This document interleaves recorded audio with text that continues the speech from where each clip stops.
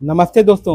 आज हम part indefinite tense के इंट्रोगेटिव या प्रश्नवाचक अंग्रेजी वाक्यों का हिंदी में अनुवाद करेंगे। तो चलिए शुरू करते हैं। हमारा पहला वाक्य है did you help me yesterday. दोस्तों, इस वाक्य की शुरुआत डिड से हुई है और वाक्य के अंत में प्रश्नसूचक चिन्ह लगा हुआ है। मतलब यह हमारा पार्ट इंडेफिनिट टेंस का इंट्रोगेटिव वाक्य है। इस वाक्य की हिंदी बनाते समय इसकी शुरुआत क्या से होगी, तो आइए देखते हैं। दोस्तों, did you help me yesterday.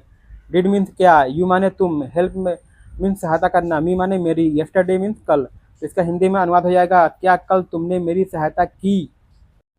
अगला वाक्य, did she bath in the river last month. Did means क्या, शी माने वह या उसने, बाथ माने स्नान करना, इन द रिवर नदी में, लास्ट मंथ मीन्स पिछले महीने। तो इसका हिंदी में अनुवाद हो जाएगा क्या उसने पिछले महीने नदी में स्नान किया था। अगला वाक्य, did the postman give you a letter. Did means क्या, द पोस्टमैन मीन्स डाकिया, गिव माने देना, यू माने तुमको, अ लेटर मीन्स एक पत्र। तो इसका हिंदी में अनुवाद हो जाएगा क्या डाकिया ने तुमको पत्र दिया। अगला वाक्य, did the captain play a good innings. दोस्तों, इस वाक्य का आरंभ डिड से हुआ है और वाक्य के अंत में प्रश्नसूचक चिन्ह लगा हुआ है। मतलब यह हमारा पास्ट इंडेफिनिट टेंस का इंट्रोगेटिव सेंटेंस है। दोस्तों, डिड के बाद कर्ता द कैप्टन आया हुआ है और कर्ता के बाद वर्ब की फर्स्ट फॉर्म प्ले लगा हुआ है। ये भी हमें बता रहा है कि यह हमारा पार्ट इंडेफिनिट टेंस का इंट्रोगेटिव सेंटेंस है। तो आइए इसका अनुवाद कर लेते हैं। डिड मीन्स क्या, द कैप्टन मीन्स कप्तान, प्ले माने खेलना, अ गुड माने अच्छा, इनिंग्स माने पारी। तो इसका हिंदी में अनुवाद हो जाएगा क्या कप्तान ने अच्छी पारी खेली।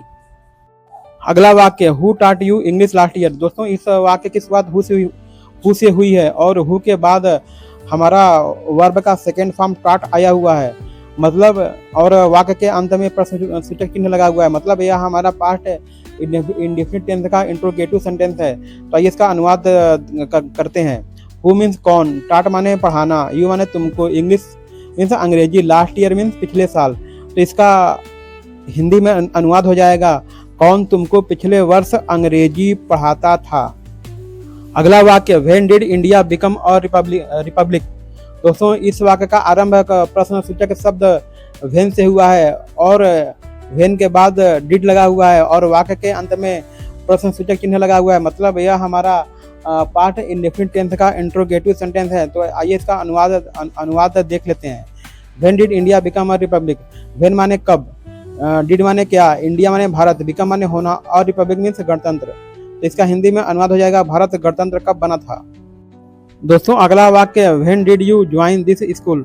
दोस्तों, इस वाक्य की शुरुआत प्रश्नसूचक शब्द व्हेन से हुई है। व्हेन के बाद डिड लगा हुआ है और डिड के बाद कर्ता यू और कर्ता के बाद वर्ब की पहली फॉर्म ज्वाइन है और वाक्य के अंत में प्रश्नसूचक शब्द लगा हुआ है। मतलब यह हमारा वाक्य पार्ट इंडेफिनिट टेंस का इंट्रोगेटिव सेंटेंस है। तो आइए इसका अनुवाद देख लेते हैं। व्हेन माने कब, डिड माने क्या, यू माने तुम, ज्वाइन माने दाखिला, दिस स्कूल माने इस विद्यालय में। तो इसका हिंदी में अनुवाद हो जाएगा तुमने इस विद्यालय में दाखिला कब लिया था। अगला वाक्य, how did this boy pass the examination. दोस्तों, इस वाक्य का आरंभ प्रश्नसूचक शब्द हाउ से हुआ है। हाउ के बाद डिड लगा हुआ है, डिड के बाद कर्ता दिस बॉय है और वाक्य के अंत में प्रश्नसूचक चिन्ह लगा हुआ है। मतलब यह हमारा पार्ट इंडेफिनिट टेंस का इंट्रोगेटिव सेंटेंस है। तो आइए इसका अनुवाद देख लेते हैं। हाउ माने कैसे, दिस बॉय माने इस लड़के ने, पास माने पास करना, दी एग्जामिनेशन मीन्स परीक्षा। तो इसका हिंदी में अनुवाद हो जाएगा इस लड़के ने परीक्षा कैसे पास की। तो दोस्तों, यहाँ पर हमारा पास्ट इंडेफिनिट टेंस कंप्लीट होता है। इस टेंस के तीनों वाक्य, पॉजिटिव या स्वीकारात्मक वाक्य, नेगेटिव वाक्य और इंट्रोगेटिव या प्रश्नवाचक वाक्य, तीनों के अनुवाद करने का नियम क्या है हमने सीख लिया और इन वाक्यों का अनुवाद करके भी हमने अभ्यास किया। दोस्तों, कल का हमारा क्लास रहेगा फ्यूचर इंडेफिनिट टेंस का। तो कल फिर से मिलते हैं।